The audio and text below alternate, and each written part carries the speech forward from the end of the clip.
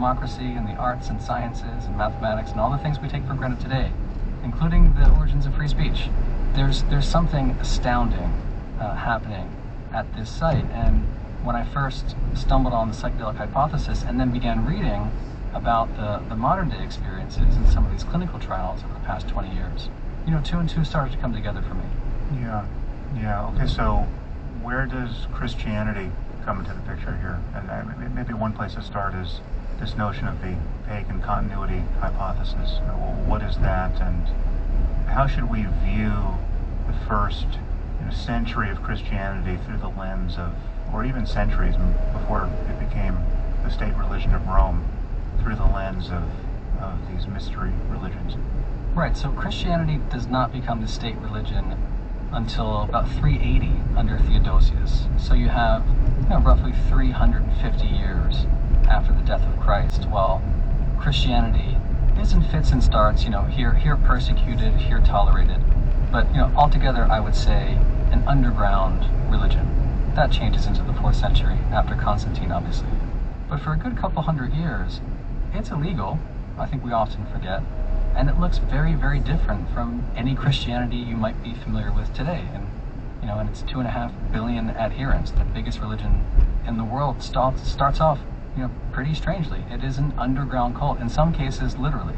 So, in those early days after Christ, remember, there are no basilicas, there are no physical church buildings, there's no Bible, at least there's no agreed dogma for the Bible. That also doesn't happen until the 4th century AD. Women are involved, at least some of the evidence suggests, from different catacombs and frescoes you can look at underground.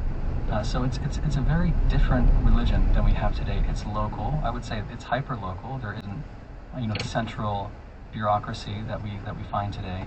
And again, it has that air of choice and movement and idiosyncrasy that I mentioned about the ancient mysteries. It was about your connection to the eternal and to that immortal spark inside yourselves. And so people would get together and meet under the auspices of this mystery figure, Jesus, who in some senses does really resemble Dionysus. And I quote at length from this book, the Dionysian Gospel by MacDonald. And in there you can see this interesting parallel in the ancient Greek from the Bacchae of Euripides, which debuts on stage there at the Theatre of Dionysus in 405 BC, and some of the peculiar Greek of John. And so, it's really impossible, I like to say, to understand the origins of Christianity in the absence of a working knowledge of Greek, because the earliest Christians were Greek speakers. Jesus is born in the Holy Land, his mission takes place there, as we know, but Christianity really thrives and is propagated across the Greek-speaking part of the Mediterranean in places like Greece, Turkey, North Africa, and Italy, including Rome and South Italy. And I think those kinds of people were the Greek speakers who were very familiar with these ancient mystery traditions, both the mysteries of Eleusis and those of Dionysus, where, lo and behold, the consumption of the magical wine of Dionysus, which was referred to as his blood by someone like Timotheus of Miletus 400 years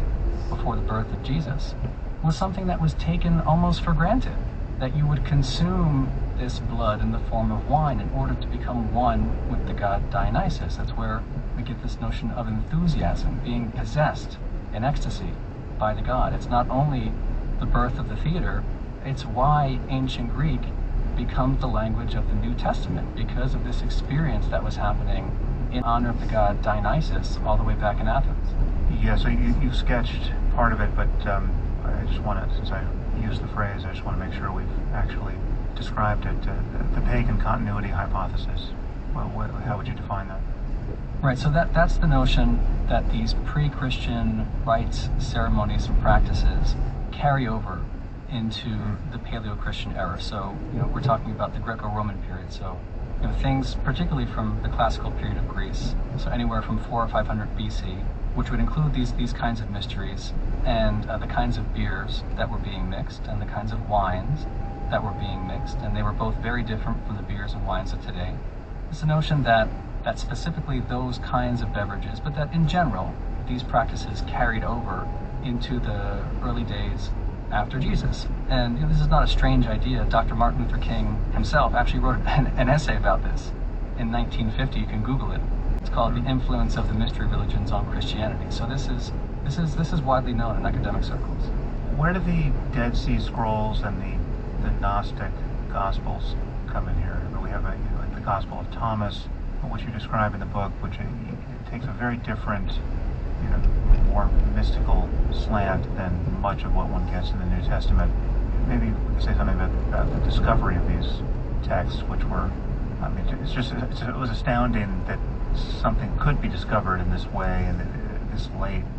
I think it was 1945 that we discovered these texts, and it took about 30 years or so to translate them. What does this add to the picture of early Christianity? Well, see, this is why historians and classicists and archaeologists still have jobs, I think. We do discover things every now and again. And then in the 1940s, as you mentioned, there were these 52 additional texts that we didn't really know about, which have become known now as the Nag Hammadi corpus. They were dug up there in Egypt, and they cast an entirely different light on the person of Jesus. The Gospel of Thomas, in particular, portrays Jesus as not somebody to be imitated and worshipped as the Son of God separate from us, but as sort of a mentor or a guide along the path to personal salvation.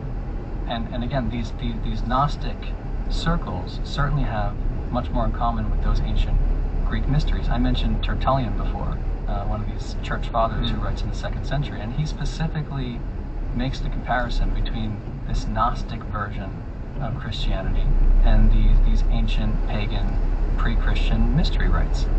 Whether or not that included the consumption of psychedelics is neither here nor there, but this notion that the Gnostics were after direct knowledge, and that's what Gnosticism means. It comes from the Greek gnosis, which means unmediated, direct knowledge of the divine, which is to say, the recognition that within you there is this divine spark, that there is no heavenly Father up in the clouds, separate from us, from humanity, from life at large, but that you yourself carry a part of that light, part of that divine spark.